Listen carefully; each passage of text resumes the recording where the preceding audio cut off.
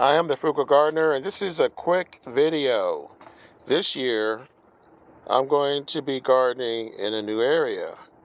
Aha! There's a little clue to what I've been teasing you guys about. But at any rate, I needed to have the soil tested. It's probably the first thing you want to do when you are dealing with soil that you're not familiar with. And I wanted to share with you guys the results. Now, this may look complicated, and on top of that, I'm running out of ink, so that didn't help. The main three items that I'm looking for on this chart is the NPK. So there's the nitrogen, the phosphorus, and the potassium.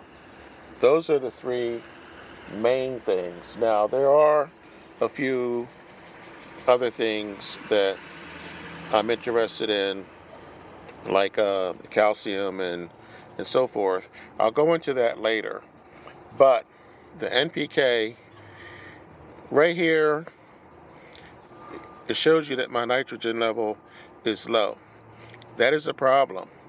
With many things I'm going to be growing this year, that's a problem. Now, the phosphorus is also low. So that's two things I'm going to have to work on. The potassium is good. So I'll break this down in more detail in the future. But for now, just wanted to give you guys a quick look in the event that you haven't seen one of these before, or if you were considering using one. There's a lot of different ways that you can test your soil. There are home remedies, and in some cases, your state or county will also give you free tests. This one was not free, but as I said, I needed to know what I was dealing with.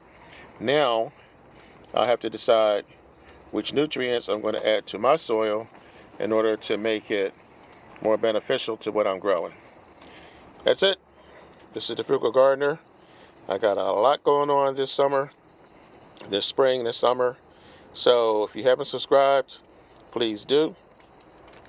And hit that little bell if you have subscribed.